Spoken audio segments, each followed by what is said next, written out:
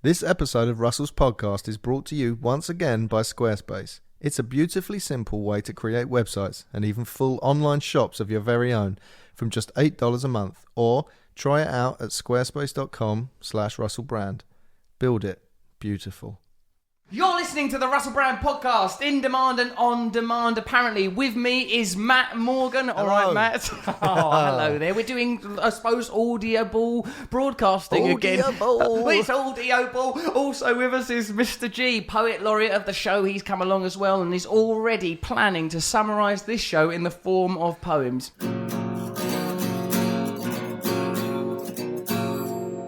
Russell and Matt podcast.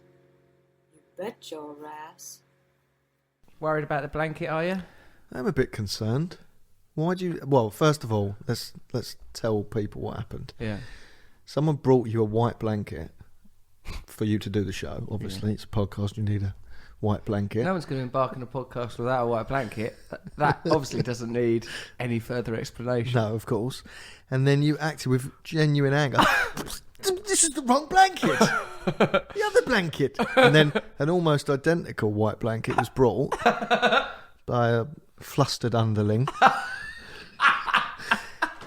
And that was the correct blanket, which you've now wrapped around your stomach. What's going on with the blankets? There's several things I'd like to dispute. Firstly, the anger. I think it was veiled anger. And It wasn't it was thinly veiled. That's why I need the blanket. To veil my true self and true emotions. I mean, it's actually, I don't question it too much, but holding on to a blanket is a very, I mean, children literally do that, don't they? Well, yeah, it's a Linus, comfort blanket. It's a cliche. Did you have one as a kid? Apparently my mum said I had some little square. Like sometimes when I'm... What? I think you cut it down until eventually it's just a little square. Which is what you always was in the first place. Hang on, what? So she got rid of your blanket by slowly... cutting it down. It's like a children's story. Or it's like Seven. Like a punishment. My blanket's smaller. No, it's not. Isn't. You're bigger. No. You're growing. Which I actually was. So, in a way, there was a lot of truth to the whole damn thing. Sometimes when I'm trying to exaggerate the hardship of my childhood, I'm challenged by the sheer devotion of my mother has just saved every single, I went round her house the other day. She's got, my mum's literally, got a letter that my auntie Brenda wrote to Ron, gone to the hospital, Babs is giving birth, Sam's dinner's in the oven. Sam was the dog. And that piece of paper is perfectly saved. You couldn't believe what was going on there? Your mum had years. Gone to give birth to you. I was about to be born. So your mum's sister... Just an aunt. She's not a proper aunt. She's, one of those I've got some posers. Yeah. Right. So she left a note for your dad. Yeah, that's right. Gone to the hospital to Barbara. Babs is going to give birth. Ron. Sam's dinner's in the oven. And that bit of paper has been preserved. Why was the dog's dinner in the oven? I don't know. That is Why curious. Was he eating a hot dinner? And why was that the chief concern? Not she's in labour, it's her first child, you're the father. Where are you? If you do worry, then just know this. The dog's dinner is in the oven. Even for a note that only has 15 words on it, it's topsy-turvy and bizarre. That's a lot of questions, doesn't it? I mean, from a time where, obviously now you just text him, wouldn't you? Yeah, that would be a text. That would be gone forever. Where are the sacred and sacrosanct objects and fetishes for our children? I mean, what were you at? Fetishes for our children, screams Brand.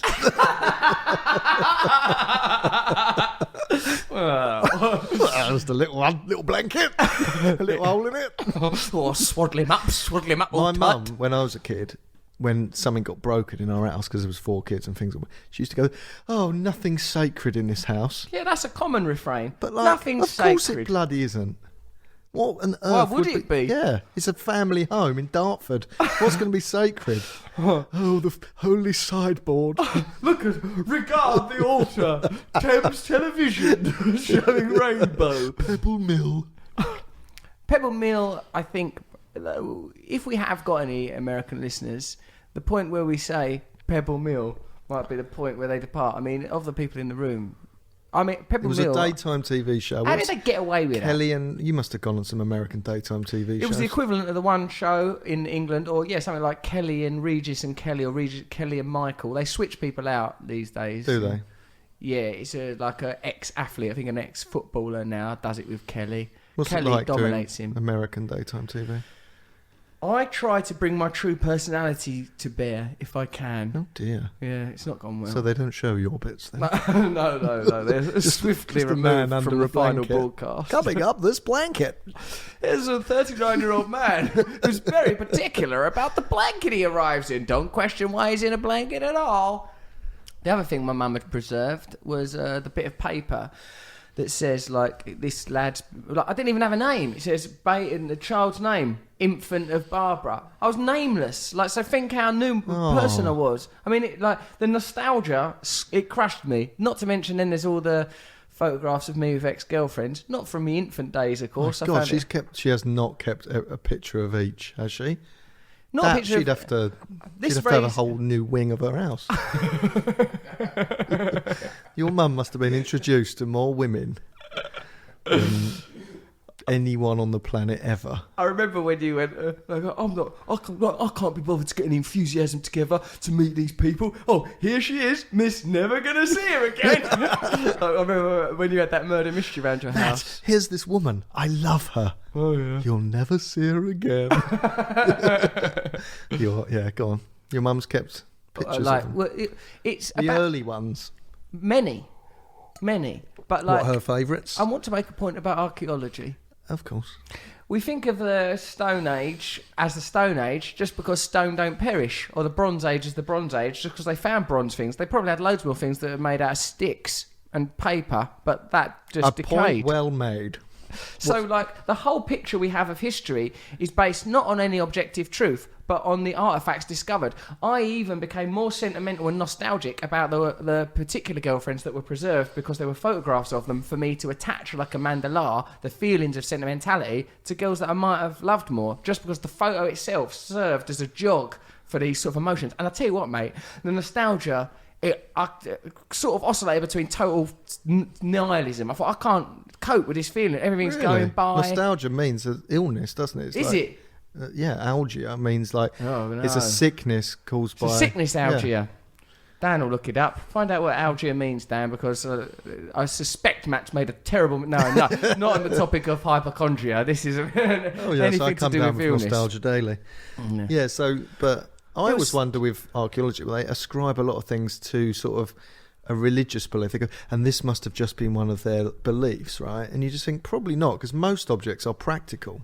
Yeah, most things are practical. Yeah. And they often say, this must have been a cult use, or, like they just come up with stuff. Things they can't understand. Baldrick in a field, coming up with claptrap.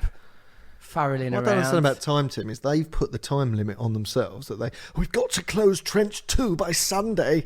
They could just, if they found something really interesting, just don't close it and keep going. Yeah, but that's true of everything, isn't it? Like, who wants to be a millionaire? If you don't answer this question, you can't have the £1 million. I'll give us it anyway. I don't understand formats. The whole thing. You want to live in some anarchic world of sprawling meaninglessness. Who wants to be a millionaire? I do. There you go. Good night. Who else? Me. What am I supposed to take from that cough? Why did you go at your mum's house and go through all her archaeology? Exactly. Why did I? Because what it's done is it's plunged me into remorse and despair and made me think, well, they basically thought, I'm getting married. Yeah. And I don't know who to yet, but someone's getting it. Did you go through all the photos? Just choose one at random? Ha! Well, not random, but yes. Really? Well, yes. What, there's a photo around your mum's house of some ex-girlfriend you've now selected as a future wife? What's wrong with that system?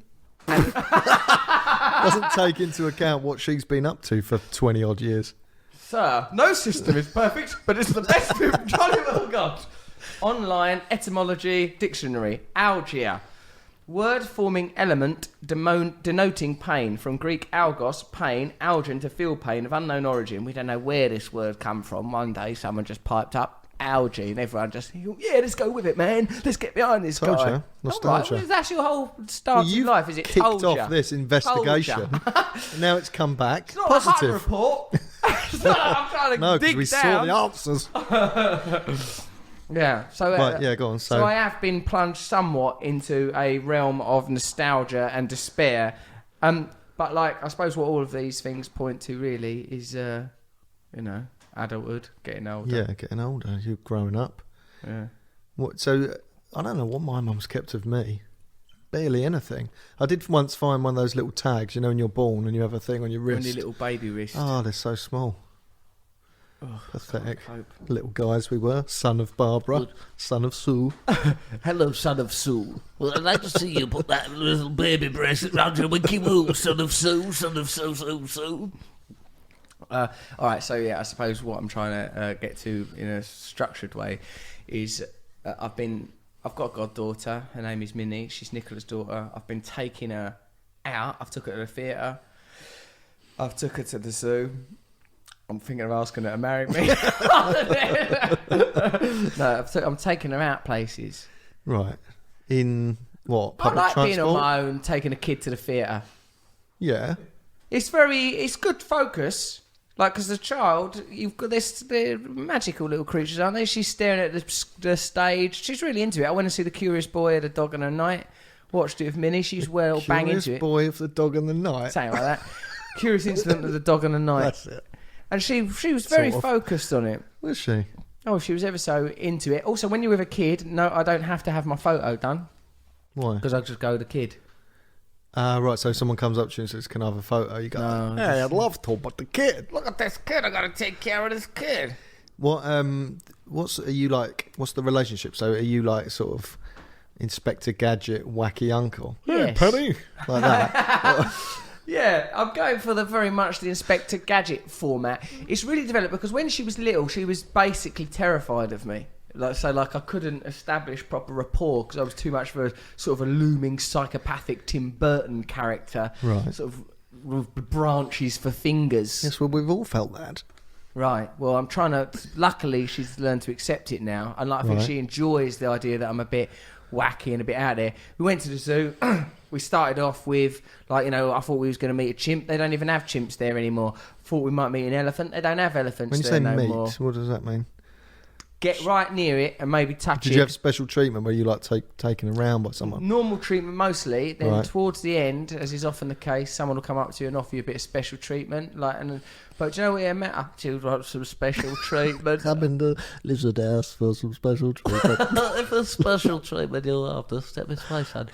Do you want to touch an elephant? Yes, please. What about they did do that at London Zoo? They let people have parties there at night and, in my mind, dress up the animals and ride on them. Well, that's the bit you did in your mind. Once you've introduced that it's in your mind, Matthew, that's what's called imaginary. I meant to say to my mind, which sort of implies that I'm right. Well, it does imply it, but it isn't it. Not in the case where you think that at London Zoo, a beloved institution, allowed late night parties where people could dress up and possibly make love to the exhibits in the zoo. It's something like that. They it's found little feather boas and monocles and stuff. They did. They found bits and pieces. Feather boas. Who was wearing that? A giraffe. Probably. And a monocle. Yeah. All those things. A giraffe's very easy to imagine dressed up. Not very easy to get a monocle on a giraffe. I mean, unless it's up for it. And unless you put some very adhesive gum on the back of the monocle, which is going to undermine its function as a magnifying device, then clack it right on the eye. No, I'm talking about getting up there to put it on. That's all right. Worry about the glue. There's a platform. Lure it over with a few branches. Bang, monocle. Now you're upper class giraffe. You've been there and done you're this. You're upper class giraffe. Yeah, go on then. So you're at the zoo with an 8-year-old girl. No, look, don't say it as if it's I'm... for the benefit of the tape, Mr. Brand is attending this interview voluntarily. So okay, Mr. Brand, talk us through it. You were at the zoo with an 8-year-old girl. Yeah, in the end, the special treatment amounted to meeting an animal what no one's ever even heard of, called something like it was something like a marmoset, and it weren't even that because I've heard of that. It was called like a nibble scrape. No, it sounded like it was like an animal. It had some sort of chutzpah about its name. It was called like a jazz bunny. I mean, it was what on earth is happening? What was it called? It sounded like a Yiddish word. I remember thinking it, but it was basically a ferret. And then when that thing wouldn't come out of its little cat basket, they went and got a ferret. And that ferret was an arsehole. It flew at the bloke. Really? He was trying to be brave about it, but it literally, with all its might, a ferret is just a slivery little arrow of hatred. if it in the wrong mood, and it just went and affixed itself to the guy's wrist, and the bloke, he was trying to there's that sort of nature, like the mood of a dog walker. He's just bitten me, but that's quite normal. That's quite normal. Don't be alarmed by that. That's because he's not in his habitat. They've just used the word. And it was affixed to his wrist there, and me and Minnie were just sat back. I'll tell you something. I had no interest in touching them animals. Like Minnie, she had a little touch of each one, but I was like, take it or leave it, me. Why are you more immature than the 8-year-old in this story? Then we saw the penguin. Then we met an animal, don't even know it was cool. Then I bit the bloke, I didn't want to touch it. What was Minnie doing? Going, come on, Russell, they're being really nice to us at the zoo. We must learn to harmonise with nature. Now, we may all question the ethics of a zoo because, of course, we are imprisoning these animals, but conservation is an important aspect of what happens. Then we went in the penguin enclosure. That was more fun. You went in the enclosure? Yeah. Oh, that's right up fair. by the penguins. And they all Why'd you get all these good things up to just because... Oh, yeah, how am I going to come? Just when I go, come. Oh, right, well, you didn't tell me. I didn't want you there. Go on then, tell us about the penguins. They clustered around me. Did they? It was all right because I was thinking of Morgan Freeman. Well, the penguins, they all come clustering up. I bet you can do a good Morgan Freeman as a. Well, I'd like to say, only because I learnt it from Terry, the fella that can do the impressions out of the mimic. Yeah. Go on then, do some. I just did it. Yeah, but you were being Shawshank Redemption. I'd like to say that Andy was a good man. That's still Shawshank Redemption. Penguins. What? Oh, right. Penguins. That's much better. Penguins. Is that good? That's very good, that, Matthew. Not bad, is it? Because when someone does an impression of something, it's teaching you how to do the impression. When you I hung around with an impressionist because I made a show with one, and you learn. It's easier to do an impression of someone's impression because they've already turned it into a caricature. Right. But there was quite a few, like David Attenborough. How does he do that? The long metamorphosis. Oh, you just got you got a strain, have you? Oh, bloody hell. Yeah, that's it. I'm David Attenborough, a racist Japanese guy. Let's drag you back to the bad old days. They stole a monument from my village. I'm gonna get it back. What did they steal from the village? A monument. It's always that in martial arts films. There's always something that's been stolen from a village, and then someone. All these monuments are going all right, or the little pebbles out of Indiana Jones. Pebbles? Those pebbles out of Indiana Jones. 5 Kinder Eggs lines around the middle of them. They went missing, and suddenly Indiana Jones got to have an argument with that little kid in a turban. And Mola Ram, more besides. All because of just 5 sacred stones. But I suppose in a way they were just symbols of unity and relationship with the earth or whatever it was. They're called MacGuffins, They're MacGuffins. It's a basic MacGuffin. It's a MacGuffin. It's a movie technique. Would you say your blanket's a MacGuffin? There's no way the blanket's a MacGuffin, sir. I got this in Utah. I've carried it around the world with me. Let's go back to the zoo.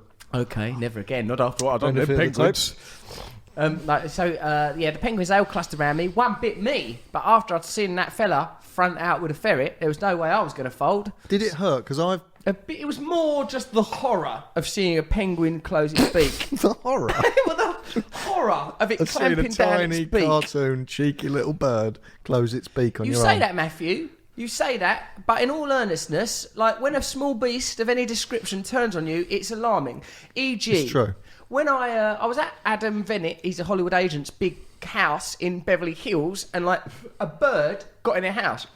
Because I suppose they're Hollywood folks, they were all astonished, and they were flapping. Let's make a movie about this. This could never happen in real life. Oh my God, get the camera, call Cecil B. DeMille. No, they were they were astonished by the intrusion of nature, even in its most mundane form. Little tiny cute bird. I, with my blanket and that, and in Francis of Assisi form, well good, I just went up the bird, I catched it in my hand. Did you? Honest. I don't know, it was up by the curtains.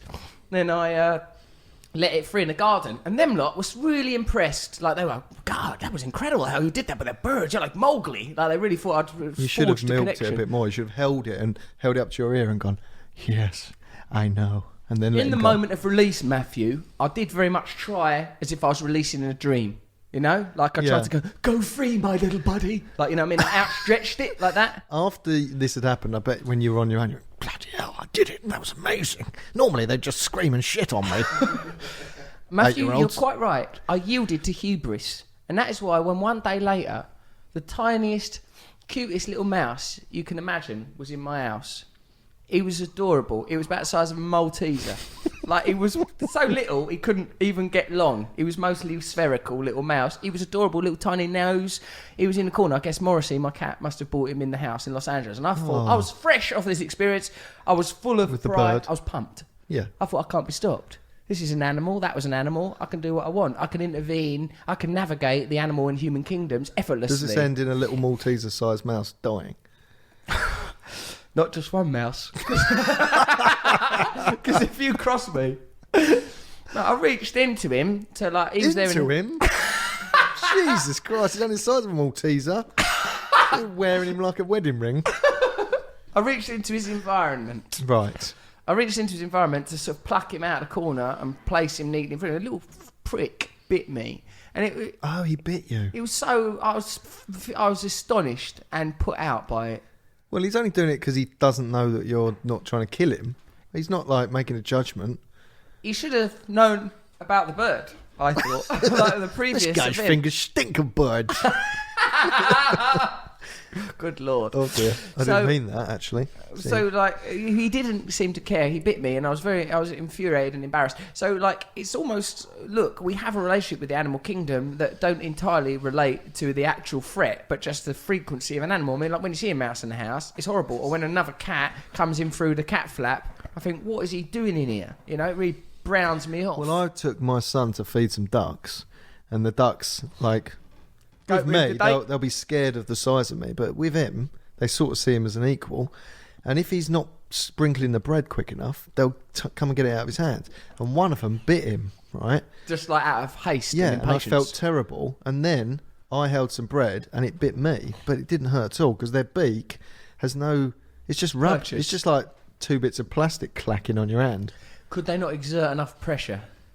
They couldn't exert any pressure from what I could see. I've never been a great respecter of ducks. And with that... He put on his blanket and he marched right out of all our lives. There's not one of us who wasn't affected by Russell's stand that he took that day. Listen to Russell and Matt, have a chit-chat with thought-provoking ideas and compelling facts.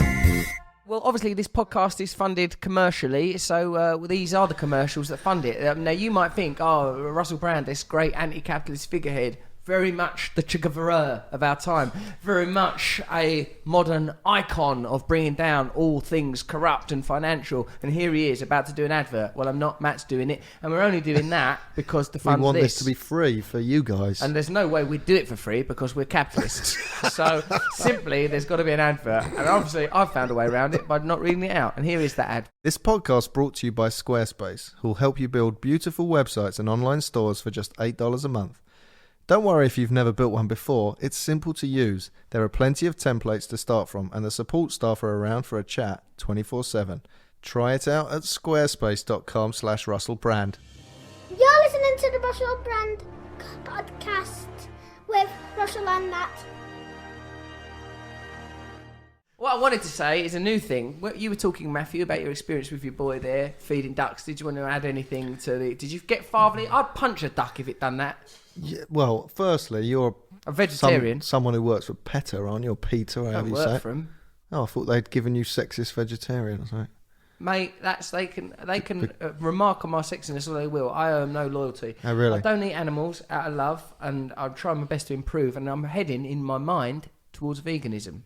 Right, but you'd still punch a duck for eating bread out of your hand a bit too... Even if it didn't. Voraciously. No, you do. You get very, you do. Like if we're in the park once and a dog came really close to him, and sort of all round him, and I'm quite scared of dogs because I was attacked by one as a child. I know. And I did want to kick the dog, and then the owner, because the owner didn't care enough at all. Showed no. But you have to hold concern. that down. I've got a friend who kicked a goat in a petting zoo because it bit his daughter's hand. That crosses the line of petting. He kicked it and it was it made a really awful noise and flew back quite far. So created a scene where parents were like, What on earth did you do that for? And he went, look at her hand. And Did she had the blood come out? tiniest red dot on her little finger. It's got to be more than a red dot for that. If you hear a noise from a goat that crosses the line of conventional goat language, which we're all used to hearing, that, I can take that. Anything that goes into, hold on a minute, was that a goat? Yeah. But then and then you want to look see more around than and see a dot. goat flailing around, rolling across the floor where it's just been booted right in the head. I don't feel a lot of sympathy for goats in general. I mean, as a vegetarian and an animal lover, sometimes when you take them on an individual basis, when I've done that ashram and I was dealing with some goats, they were up for it. They're like their vibe next to a sheep. You can see why sheep have been absolutely kowtowed by the human race. They're idiots. They've got no get up and go. Goats, they've got some spunk about them. I'll tell you that. Yeah. But my point. Well, they're aggressive, aren't they, goats? Yeah, they're up for it, aren't they? I mean, if you think the hybrid of a man and a goat, Pan, he's a right troublemaker. But I can't hold that against them. I don't blame them for our myths. I've seen you. I've seen you being Pan's legs. In a drawing. Monument from the village. That got me. Well, look, you know my cat Morrissey. He's lived in 9 houses now. Jesus, has 9 he? houses for a cat. Maybe 10 if you include one of the ones I didn't include. Including this one that he lives in now, my house here. And have you always lived? No, because he lived in LA when you didn't. I had to come back before him. I had to get back. And he was still doing movies. He was still out there. I mean, he was doing very well. John Hughes and Morrissey had a great relationship. They had a 3-picture deal. Morrissey had to complete his last picture, but I was whooped out after a flop. But one of the I feel guilty, because I first abandoned him to go and do Sarah Marshall, and that's when the lady that looked after my house at that time, lovely lady Lynn, cut his balls off, or at least sanctioned the cutting of his balls off. Yeah, that's why Morrissey ain't got little black bumblebee balls no more, because Lynn chopped off. I was furious when I come home, because I liked him with those balls. Did she not check that with you? Nope, off came the balls. He was apparently You're meant to do it though, aren't doing you? musk all over stuff, but I didn't mind the musk even, to be honest. Well, anyway, so he's lived in 8 more houses, various girlfriends, various folk across the globe. Some fancy houses he's been in, fancy country piles, whatnot. Yeah, but what's the point of being in a fancy house if your balls have been cut off? Good point, mate. That's exactly why the pair of us left. So, couldn't have put it more succinctly, pal. There's a joke about marriage for you there. I very much enjoyed that if you're one of the adults still enduring this podcast. Nowadays, I've had to fit a cat flap on the bathroom window. I don't want Morrissey going out the front of the house, because that way he could Isn't your stumble bathroom upon on a about busy... the 3rd floor? That's right. It's on the 3rd floor, so he has to jump down a series. You've seen Coronation Street. They How does go he from get rooftop out? to rooftop, like rooftop to rooftop. He jumps down and he lands on someone's next door's terrace, I suppose you'd call it. Does he? And Can then he from do that it? terrace, he can get into a square. How did you know he could do that before you put in the cat flap? I was What if he'd have just just jumped out looking. and went, "Ah!" Because I evaluated it from my knowledge of cat I behaviour. thought cat flaps are always on the ground floor, so they just walk out I know, and go. it's an innovation. I'm not saying I'm not an innovator. This is the kind of... I'm saying I've found new frontiers for the cat. And my relationship with the cat is deep. So I opened up those cat flaps. There's one he can get up on the roof one way. He can get out onto that So he's terrace. got freedom. As best he can have. The house has got portals for the cat to live as best he can a full life. Now, the other night I heard a racket on the terrace. Morrissey come darting in.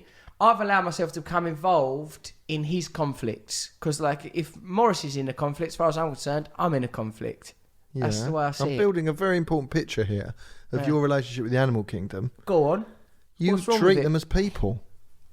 You see goats, right? And you're sort of like, yeah, they're up for it. They will never fight. They will never fight. That ferret, I've never even heard of it. Who's a prick, right? And I've written this story ends in you getting out there and a cat that's fighting with your cat, like a mum going up the school.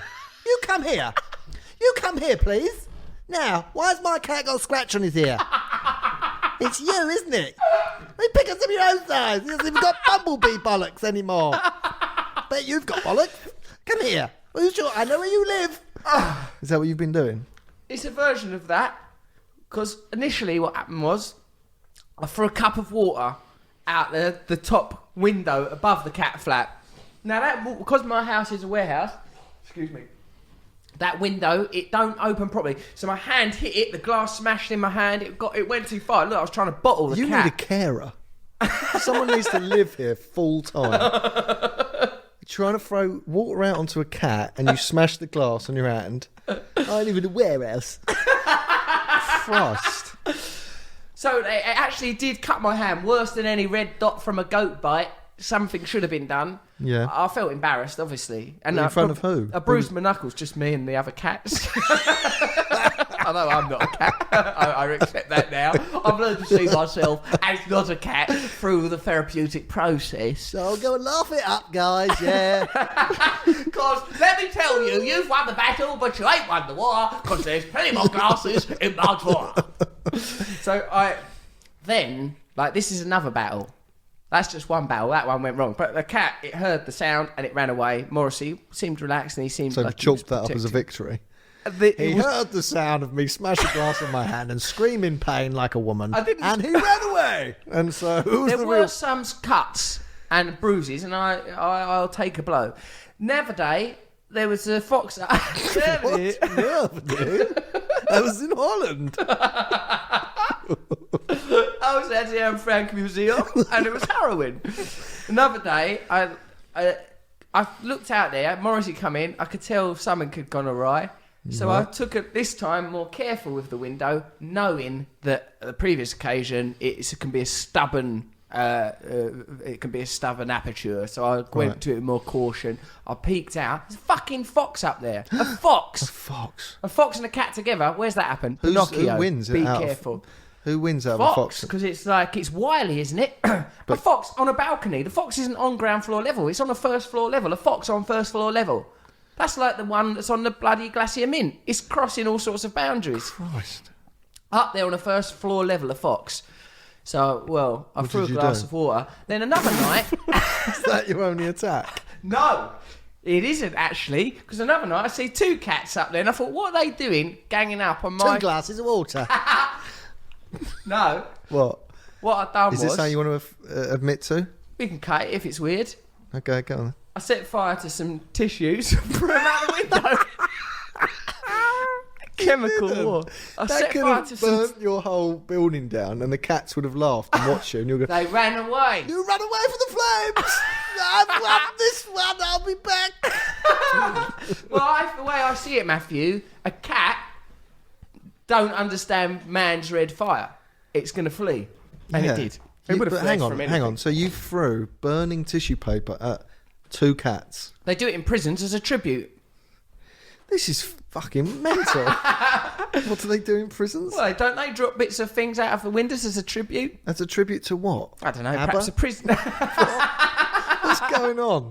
As a tribute, perhaps, to a respected lag who's died on the wing, which what they drops do? some burning things out the window. They did in that Guildford 4 film, Name of the Father, and I believe I've heard that Is a a thing. custom. Right.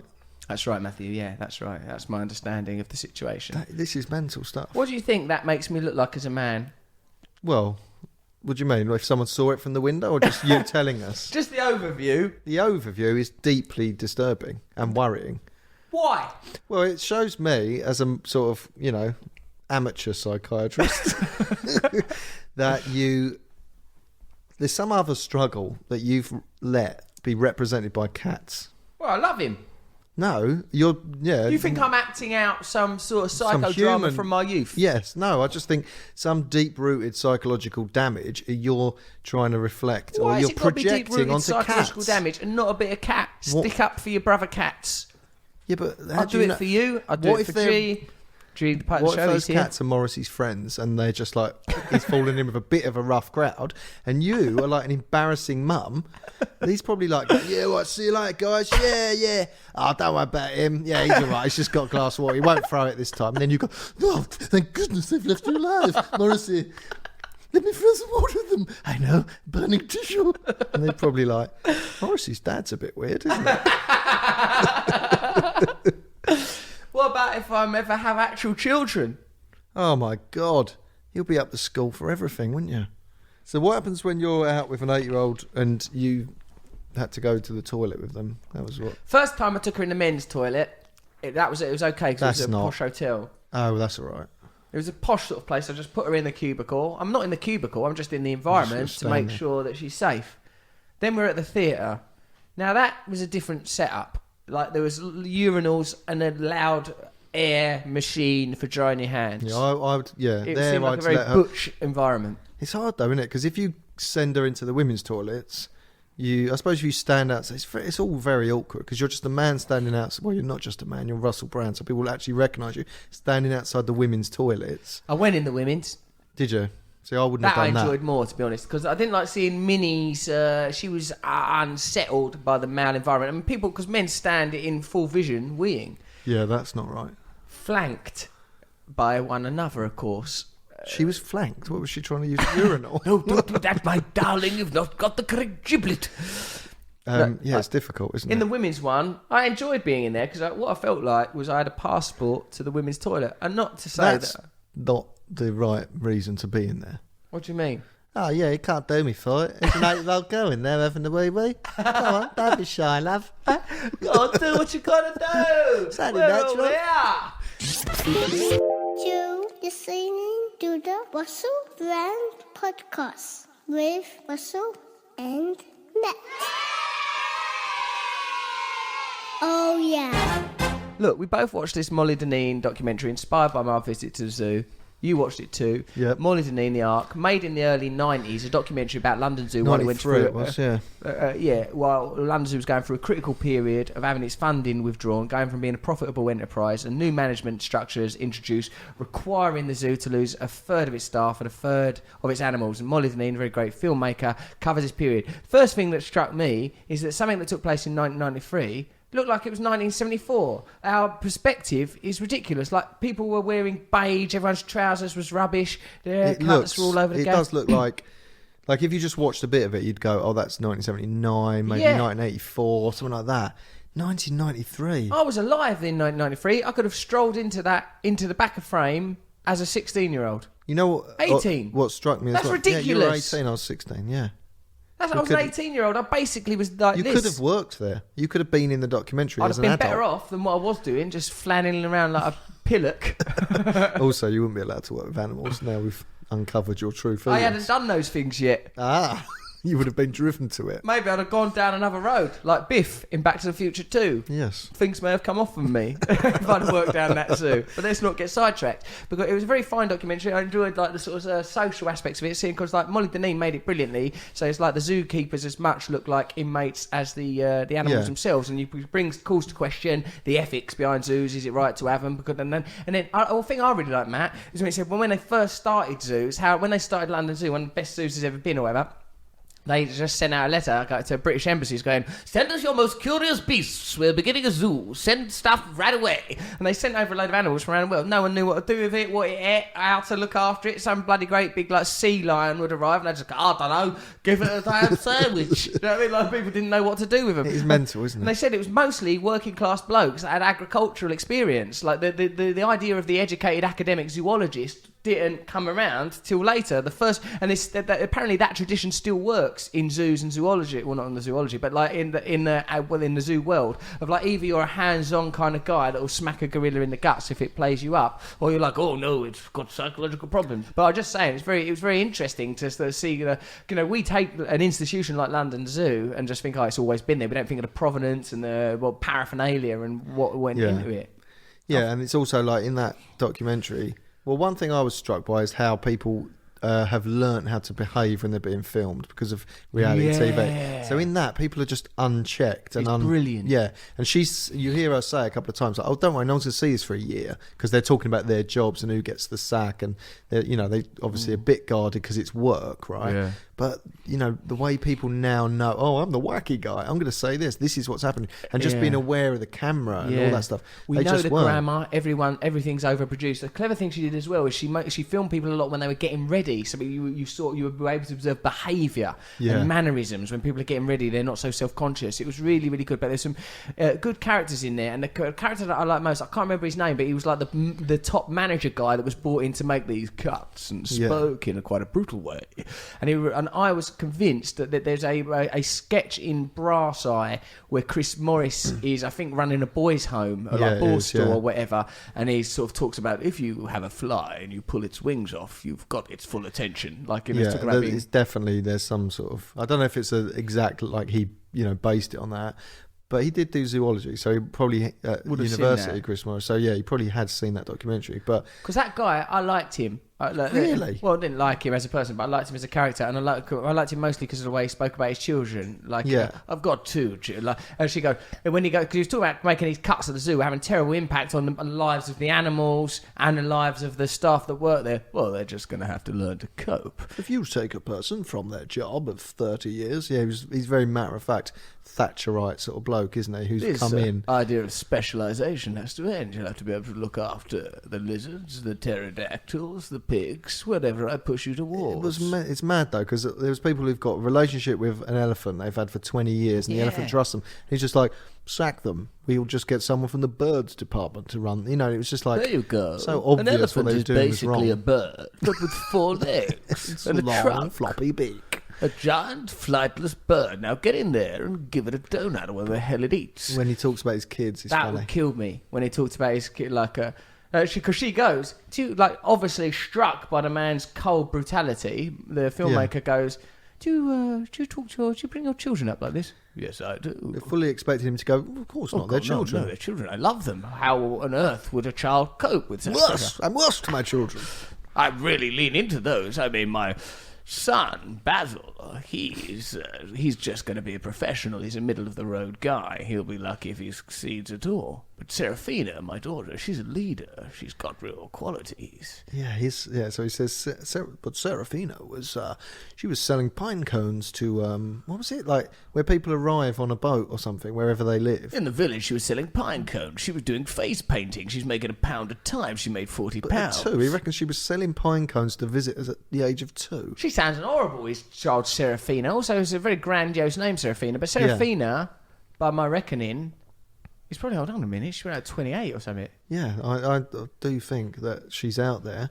So she's he doesn't say the boy's name, I don't think, but Serafina and her brother, he's held up as like, well, he'll go this way because he's got no get up and go. He'll just be a professional. But Serafina, we've never heard of her, have we?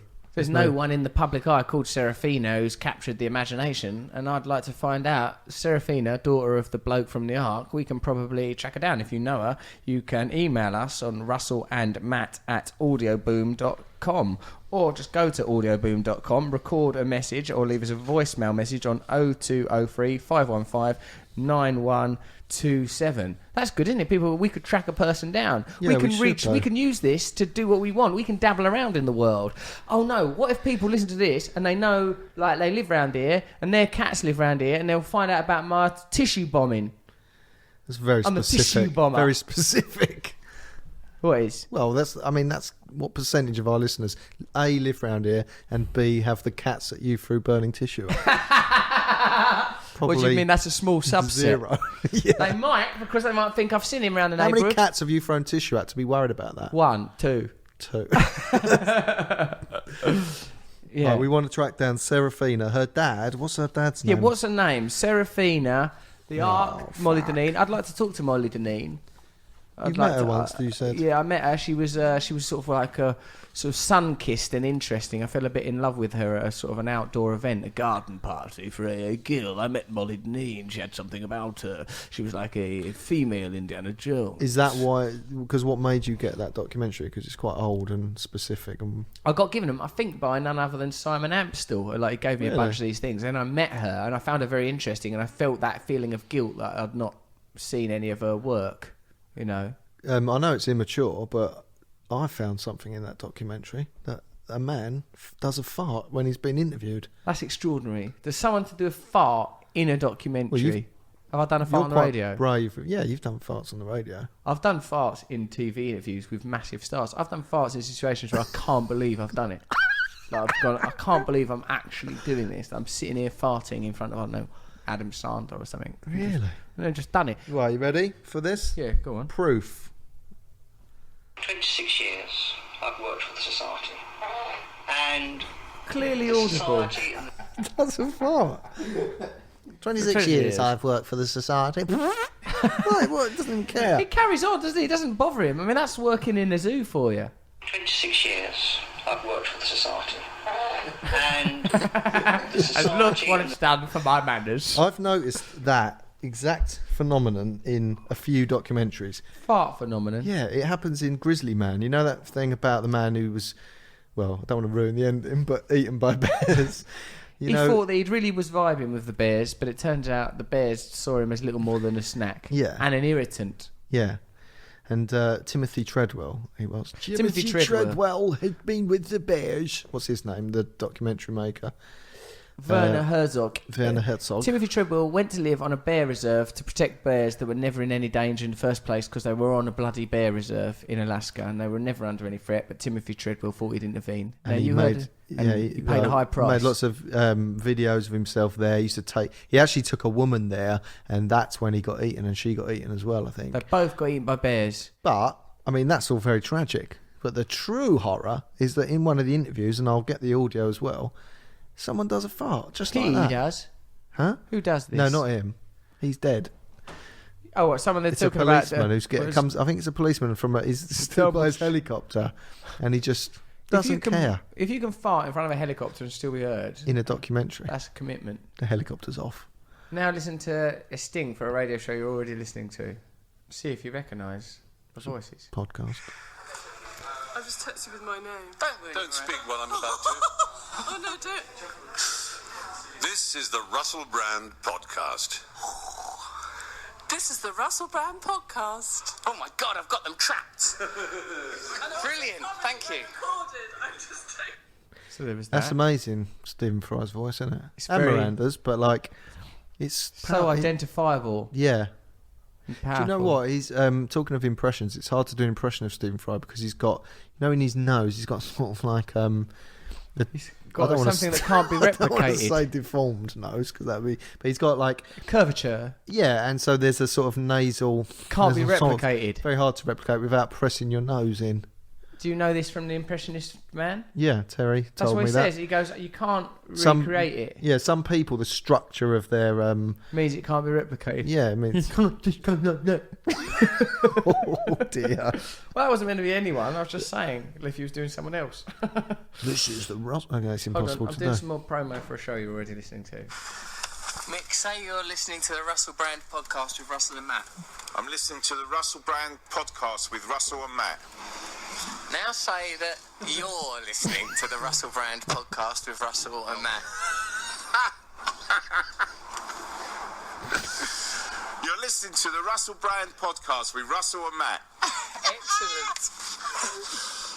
Okay, well, we've had a lovely journey here on the Russell Brand podcast, but what kind of a show would it be without a professional summary from Mr. G? And we're going to deliver that to you now. Take it away, G. A proton met a neutron and asked it for a dance, sending electrons spinning, tissue bombing for podcasts. What began as elemental compounds to the complex. Blanket ends are justified by blanket needs that must be met. To harmonize with nature, to be at one with all creation. Impressed by the impression, the converse of conversation. Let's visit the land where ferrets fly. Goats and foxes cross the lines. Cats face that awkward thunder like mumra memories from a child. From 93 until infinity, mischief souls attempt their synergy. But where does the zoo end and society begin? It's all a question of vicinity. Well done. That's a bloody good poem. That poem will be available as a prize, I think. What? Well, why not have it as a prize? Or keep them all together as a compendium. I thought you meant the audio of it, but you mean the paper it's written on. Contribute your own jingles as well. Any content you want to send us, send it to Russell and Matt at audioboom.com or just go to audioboom.com and leave us a message. Make some jingles for us, we'd like it. Suggest some items for us. No nostalgia? Any nostalgia? People will send us pin. Get ready to be pinned out Oh of. no, don't bring that back. That's still painful for me. Go to audioboom.com. It's very easy. Just press a red button and then you can actually speak almost directly to us. Brought to you by Audioboom.